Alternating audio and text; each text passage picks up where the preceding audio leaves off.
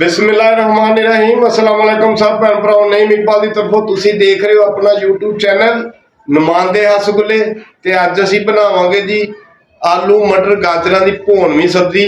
सर्दियां ते आईयां नहीं, सर्दियां दी रेसिपियां शुरू हो गई ने ते सब्जियां आनियां शुरू हो गई ते आओ बनाने भुज्जी हुई सब्जी आलू मटर गाजरां दी। कढ़ाई असी रख लीए ते 80 ग्राम असी इहदे पा देना घ्यो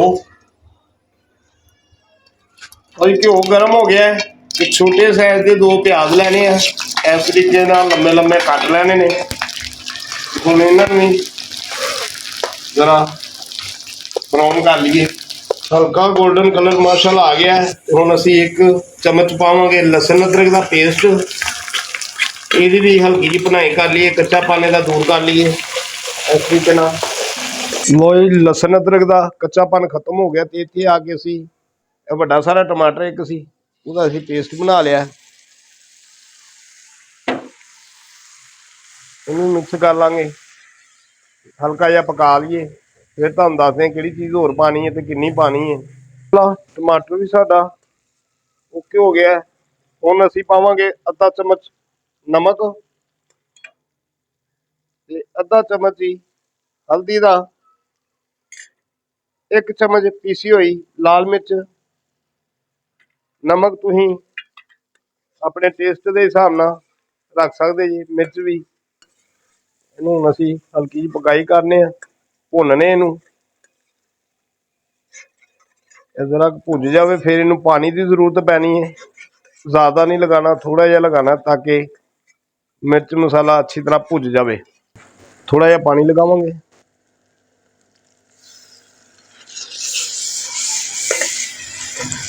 ताकि कच्चापन ना रहे। अच्छी तरह इनू भुनांगे। मसाला ही भुन लिया तो आधा किलो आलू ने कट के रखे सी पानी च ए साइज दे, ते आधा किलो साडे कोल गाजरां ने सारियां पा देनियां इस तरीके नाल कटनियां। ते पाइया साडे कोल मटर ने, इनू हुण मिक्स करने ऐसे तरीके नाल सारी मिक्स करके इहदी भुनाई कर लैनी है। ठीक है, तो भुनाई तो बाद तुहानूं दसदे हैं कि कितना पानी पैना, क्योंकि ये ज़्यादा नहीं पैना, ये सब्जी भी पानी छड्डदी है। ते असीं ये बनानी है भोनवी। लो जी साडे आधा किलो आलू ते आधा किलो गाजरां ते पाइया मटर ने ते ये भुज गए ने। हुण असीं इहदे च आधा कप पावांगे पानी का, इस तो ज़्यादा नहीं, क्योंकि असीं ये बनानी है भोनवी सब्जी, छोरे वाली नहीं बननी। इस करके आधा कप तो बकाया सब्जी का अपना पानी हुंदा। असीं पानी पा दिता जी माशाल्लाह आधा कप। ते हुण असीं अग करांगे स्लो ते उतों करांगे इहनूं बंद। 10 तो 12 मिनट वास्ते अग स्लो करके इहनूं कवर कर दिता गया है ते 10 तो 12 मिनट बाद मिलते हैं। बिस्मिल्लाह रहमान माशाल्लाह 10 तो 12 मिनट हो गए ने ते हाले जिहड़ा ना आलू थोड़े जे हार्ड ने, 5 मिनट होर लगणगे नाले पानी खुश्क हो जाएगा। देख सकते जी तुसीं हल्का जिहा पानी रह गया ते गाजर बहुत अच्छी तरह हो गई है। 5 मिनट होर लगणगे। 1 चमच असीं सुके धनिए का इस तरीके नाल भी सारा पा देंगे। हाले कुछ मसाले रहिंदे ने वो भी तुहानूं दस्सांगे किहड़े पैने आ कुछ चीज़ां, ते ऐ असीं मिक्स करके इनू 5 मिनट वास्ते फिर कवर करांगे, क्योंकि 10 तो 12 मिनट हो गए तो 5 मिनट होर लगणगे। अग तुसीं स्लो ही रखनी है। हर टेस्ट अपना अपना सब्जी का आएगा, गाजर का अलग ते मटरां का ते आलू का अपना जायका होएगा। फटाफट नहीं पिया तेज़ करके चूल्हा तो तुसीं इनू हांडी नूं थल्ले ला लो जी, पक गया इस तरीके नाल। हुण असीं इनू फिर कवर कर दिंदे 5 मिनट वास्ते ते 5 मिनटां बाद फिर मिलांगे। माशाल्लाह